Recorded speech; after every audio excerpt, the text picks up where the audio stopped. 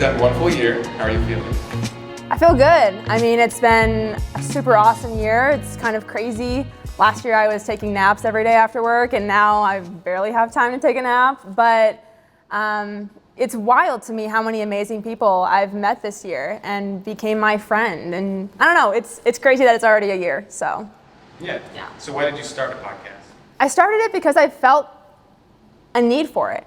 I love podcasts, and I would constantly be looking for different things, and there'd be 7 different podcasts, one for entertaining, one for spiritual, one for business, one for comedy, and I just wanted something that I could just go and find all of that maybe in one place. And also at the time, I just went through a lot of stuff, in 2020 and all these things, and so for me, I felt like a lot of things happened to me, heartbreaks, puking problem, a lot of mental health stuff. And so getting through that, healing, going through a process and a journey, I felt that if I had a podcast, maybe I would be able to help other people that have gone through those things. So I guess there was kind of that combination of both on why I really wanted to start it.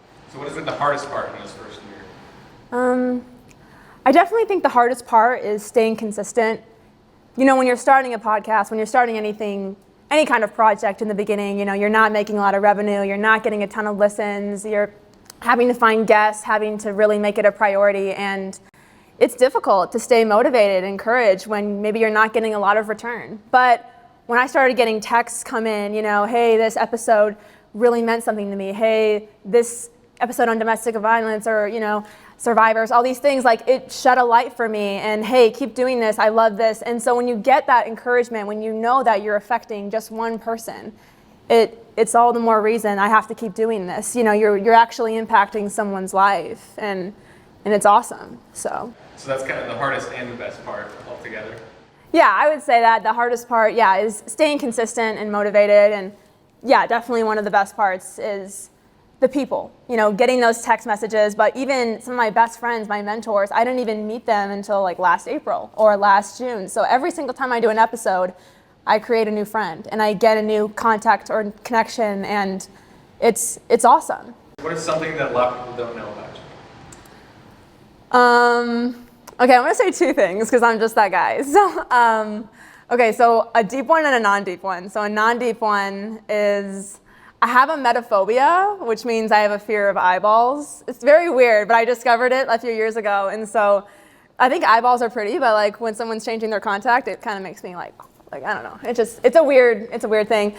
But also I think a lot of people don't realize that I'm a bit of an overthinker in the sense where a lot of that affects me mentally. And so I have to really keep my thoughts captive, and I have to really be on top of, what's causing me anxiety or all of these things, because it really takes control of my whole life. And I think some people are just like, oh, Morgan is crazy and she likes to have fun and blah, blah, blah. But a lot of people don't know that there's a lot of things that I have to kind of keep in check for myself, or I'm not okay. And so, yeah. So if you had to pick one takeaway, what is one thing you've learned this year? There's so many things I've learned. I think something that really sticks out to me, and I've noticed a trend in a lot of the episodes, is kind of resilience. And a lot of people that I'm like attracted to in the sense of like, we need to get you on the pod, is I see their stories and they go through tough things and then they get out of it and they thrive and they are doing amazing and they're passionate and they turn their pain into powerful, positive impact. And so something I've really learned is, what happens to you is not your destination, is not your identity, it's not your end point, it's just something that's gonna steer you to your future.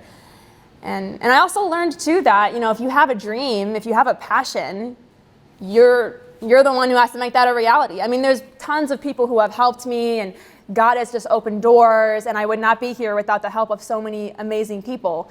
But it really took me having to be like, hey, I need to get out of bed, I wanna do this, I need to start today. So, I don't know, you gotta start. I guess you just gotta do you, and you gotta start if you really want to pursue something, so.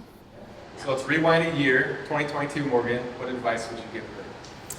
Shoot, I think 2022 Morgan was very just lost and like in the motions, and I think I would just encourage her that sometimes growth and healing and happiness and all those things just take time. And also to stay true to yourself, because deep down I think we know the things that we need to do, the things we need to let go of, the things we need to cut off. And I think this version of Morgan that's like sitting in this chair is the evidence of staying true to myself and making the hard decisions so that my environment today is a happy place and a healthy place. So I would just tell her to stay strong and be patient, because you get through the fire and eventually it's awesome. So yeah. I don't know. Yeah. And then what advice would you have for your listeners? My listeners. I love my listeners. They're my besties. I feel like podcast listeners are so different than like Instagram followers or anything, because if I'm like, hey guys, we're doing this, they're like showing up on time. They're awesome. They're so loyal. But I think I would just tell them that, each and every single one of my listeners are, they're all amazing, and they all have their own passion and they all have their own purpose, and that they take advantage of this year and they really figure out like what they need to let go of or what they need to move forward with or pursue, and just stay true to themselves and be their most authentic self, because life is just not worth living when you're pretending or faking or just constantly unhappy. Like, figure out what you love and run towards it, chase it, and then you can be in this chair doing a little interview, I don't know. So that's my advice is, have the hard conversations so you can be happy with your environment. And then as far as this coming year, what are some of your goals? Oh man, I think there's all different kinds of goals. At least with the podcast, I would love to be able to start, making more revenue from it. But I'm someone that really wants to invest in Springfield and would love to do like local advertising, local sponsorships, like pop-ups, or like even partner with a nonprofit of some sort. Love to be able to roll out some more merchandise and just really be able to just pour into Springfield more than just, a podcast. Like, really have a brand identity and really be able to just give and invest and continue making an impact. And also just having bigger interviews and having more fun with it. So it's been an awesome year, and I'm so grateful for everyone who's shared it, commented, been on the podcast, like talked about it. Everyone has just been absolutely amazing, and I'm so excited for what this next year has to hold, because I just know, like, if this is what God wants, it's going to continue moving forward. So I know you can't probably spoil anything. Do you have any big guests coming up this year that you're I really don't want to spoil. My dream guest. I mean, I am hoping to get more into kind of like a pro athlete type of wave, but man, I don't know. I mean, probably something so corny like Cake Boss. Like, I don't know, I'd love to have Cake Boss on the pod. But, I think what sparked one of these things is also having a 1-year podcast party. And that's really just a moment of celebration, of freedom, restoration, resiliency, just having a good time, and also, inviting like local sponsors and things like that to just be a part. And you should celebrate the things that are worth celebrating. And so that's kind of why I felt that, yes, I need to invest in this and give to this, because I see a need and I see, all the things God's done in my life. And I just feel that we need to celebrate with the people that helped make it happen. So yeah. I don't know if that was a good answer for the Cake Boss, but I saw Cake Boss live when I was 12. It was weird. He did a live cake decorating thing. So Buddy Velastro, if you see this, you're #1 fan.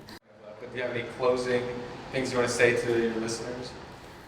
I think I would just say that I'm just a regular person. There's nothing special about me in the sense where I can do this and you can't. I think, I just get behind a microphone and I just pour out my diary. I tell everyone my problems, and then sometimes I interview really fun people, and people, can sometimes act like, oh my gosh, that's so crazy. But to see an impact that just me doing that has on a 15-year-old girl or a 20-year-old woman or something like that, and to get a text, it's really eye-opening. So I just challenge you that wherever in your life that you feel you have a passion and a purpose, I 100% encourage you, pursue it. Run with it, because you have no idea the impact that you can have on other people in such a positive way. So, love you guys. Can't wait for an amazing 2023. So, just keep on Keeping up with cash. Okay, that's all I got.